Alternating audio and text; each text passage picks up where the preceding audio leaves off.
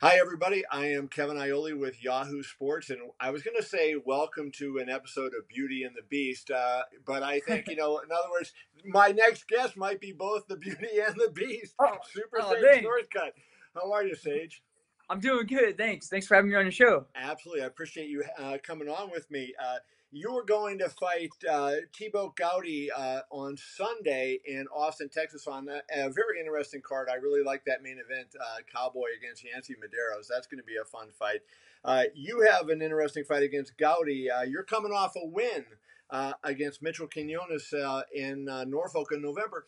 Let's start here. You've been alternating wins and losses. That was your first fight, though, right? As a full-time fighter, what was the difference? Having gone into the cage, now you don't have other things going on. You're training. You're just a fighter. What was the difference? Yes, sir. You know what? I think the main difference was before I was going off the talent that I had, I guess, from all the other martial arts as a little kid, but I'd never been in an actual place where I got to put all my time in and focus all my effort into the UFC. So I was also in school as an engineer studying to be a petroleum engineer. So I withdrew from that and then getting to focus all my time to be the best fighter I can be, the best at the UFC I could be, and getting to train my best definitely made a big impact. Everybody knows you Texas boys like to be in the oil business, right? And Right? a little bit more money in the oil business, I would think, than there is getting punched in the face for a living. How hard of a decision was that for you, Sage, to walk away from college? I know you're a good student. To walk away from college and to focus on fighting as opposed to continuing that other dream. You know, at first I wanted to do both at the same time. So I wanted to study to be a petroleum engineer and then get my engineering degree and fight for the UFC at the same time.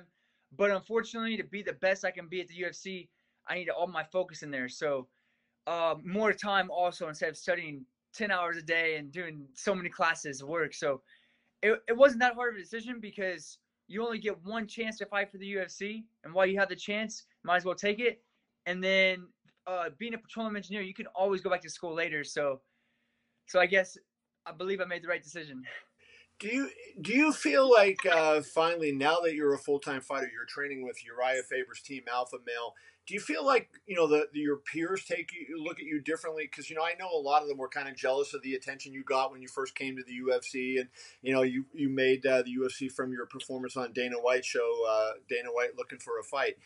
Do you feel like now that hey, you're in a camp, you're with recognized people, that do they treat you any differently? Oh, thank you. You know what? I think a lot of that was what you said, and also me being so young too. So I guess now they can see my intentions, uh, putting all my effort to become the best I can be, and they can see that, and then taking one fight at a time to become better and better and better. And I've been blessed to been undefeated at 155 and being undefeated there. So that's definitely a huge accomplishment. I think I'm looking forward to keeping that up too. Let's look at that. Go back a second because you got a lot of grief, and I was shocked that you did when you lost to Brian Barberina. You got a lot of grief. How you tapped in the fight, and you were ill, and a lot of people criticized you for that. And I wonder if you felt like there was a hypocrisy there because some fighters when they pull out with injuries, they get criticized for pulling out. You fought when you were ill and maybe should have pulled out, and you got criticized for that. I mean, it's like almost. Do you feel like in some sense you can't do anything to please somebody? Oh, you know what? I mean, there's always people that are gonna pick at little things and maybe say good things or bad things. So, um, I did fight ill. You're right. I fought super sick with strep throat. Soon after that, I had my tonsils taken out and removed. So that was definitely a big impact on my performance. If you've ever had a fever or I guess having strep throat, you don't even want to get out of bed that day. And a lot of people cancel just going to work and they're just sitting at their desk, maybe doing work or looking stuff up on the computer. But to exert yourself full energy and capacity, it's definitely something different. So I believe that people, I guess, have good things and bad things to say. So it's nothing you can really change. There's always people that say bad stuff sometimes. How do you get? I mean, you smile when people criticize you. I don't. I know you have to get mad sometime, right? In your life stage, you had to been mad and angry. I mean, I never see you anything but smiling and pleasant.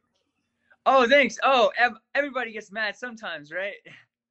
How do you manage to take all the? It's a tough world out there. And especially when you're in the public eye like you are. How do you manage to keep a straight face and and keep a good attitude when you're being under attack a lot? Oh, thank you. You know what? You can't let all this stuff get to you. So, I mean, like I said, there's always people that are going to say negative things, but then you also have the people that lift you up. So you can't really focus on those negative things that they say. And you have something to look forward to in the future. So that's what I try to keep in mind. So what could I do today that would get you mad? Like what actually gets Sage Northcutt upset and takes that smile off your face? Oh, thank you. Man, that's a tough one. I don't know. You have a hard time. Okay, so is that something like you learned from your dad? I mean, or you learned from your parents growing up, or are you have you always just naturally been that kind of positive person? Thanks. You know what? Definitely learning from my mom and dad, of course, being brought up as a little kid like that, and then also my brother and my sister. So they make a big impact for sure. Having I mean, obviously in professional fighting, you're fighting the best of the best of the best, right? There's no easy fights. The worst UFC fighter is one of the best fighters in the world, let alone the top guys. Do you feel like attitude, mental game is as important as physical skills at this stage? Thank you. Yes, sir. Absolutely. Because you can't go into a fight with the wrong kind of attitude, the wrong mindset. You have to believe that you can go out there and beat your opponent and be able to go out there and dominate. And whatever it might be, if you're a wrestler or you're a striker or maybe you're both, whatever it might be, you have to have that mindset correct. Because if you don't, then you're already going out there with the wrong losing mindset or the wrong focus, and you're not going to perform your best. What do you think of Urijah Faber and his camp, Coach Justin Buckles? What do you think the difference is in their camp compared to what you had before? And what can we expect to see now you've had a second camp? So it's been, what, about 6 months since you've been with them on a full-time basis, right? I think Yes, sir. if my math is correct, that's right. No, you're So right. Yeah. 6 months with those guys, what is the difference you think we'll see in the cage? You know what? I've been with Team Alpha Male for about 6 months. Obviously, I'm trying to keep improving everything from the wrestling, jiu-jitsu, the striking, the transitions to every part of my MMA aspect. So I think the biggest thing is my transitions. Everything's gonna keep getting better and better because I have so much improvement to learn. So every day that goes by, Team Alpha Male, I'm improving. And I think the biggest thing is about their camp is everyone's so positive. Everyone has the work ethic to go out there and just push the pace and keep going, keep going, and keep going.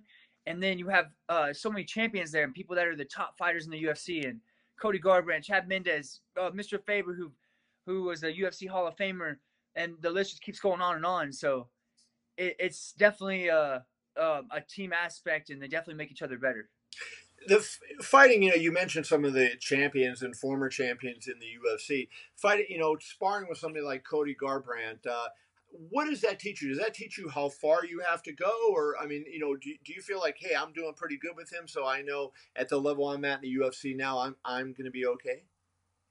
Oh, you know what? Me and Cody are actually different weight classes by a few weight classes, but he's over there actually helping out not only me but different people on the team. He'll be like, "Hey, Sage, I think if you do this and maybe angle off to your right or your left, or when you do your takedown, have your foot pointed this way, making like little correctments or corrections. I think definitely helps out. So he's over there actually helping out, and I think having champions in the environment, you get to see how they walk, how they're performing out there, the kind of drive they have, like what got them there to be the best in the UFC.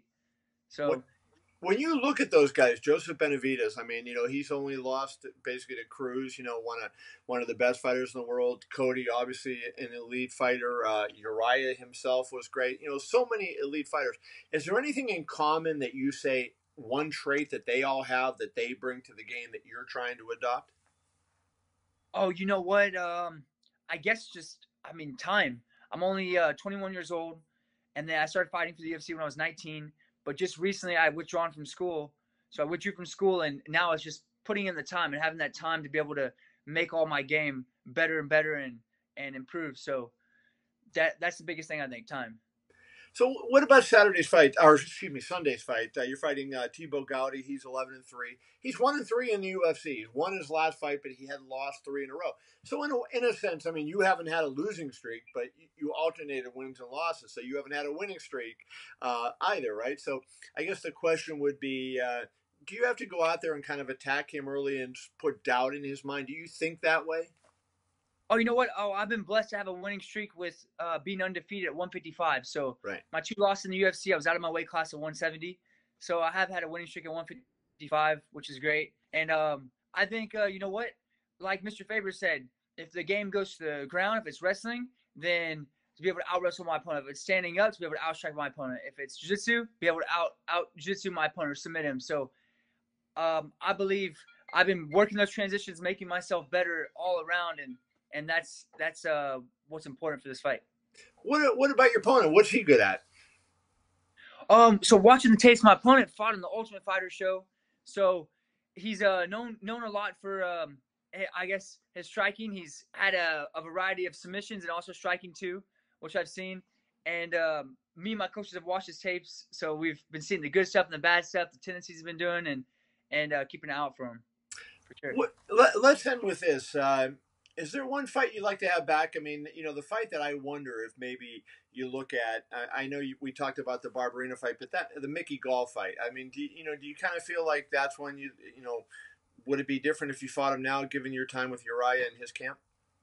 Oh, absolutely, for sure. You know what?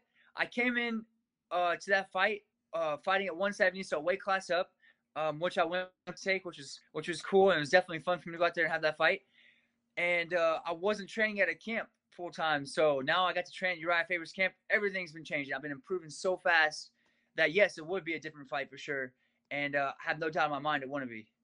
And did you go to Urijah because of failure and like, hey, I respect what you're doing, or did somebody else suggest that to you? How did you get there? You know what? Me and Mr. Faber have been in contact through Instagram, and then meeting each other one time, and then finally came up to his gym to check it out for about a week, and then said, hey, you know what? After this, I'm going to come back up and I'm going to stay and train with you. And so we had been in contact through each other for that. I always knew that I wanted to be at a camp and that I would need to be able to focus my time full time for the UFC. But the problem was I was in school at the same time. Right. So I was at Texas A&M as an engineer. So once I got the time and I withdrew from school, I was able to focus that time fighting for the UFC and training at Team Alpha Male. That's awesome. Well, Sunday night in Austin, Texas, is going to be a good card, and you're going to see my man, Super Sage Northcutt. I hope you're super on Sunday night, Sage. I appreciate you coming on with us. Thank you. Yes, sir. Thanks for having me. Be well. Thank you, Sage.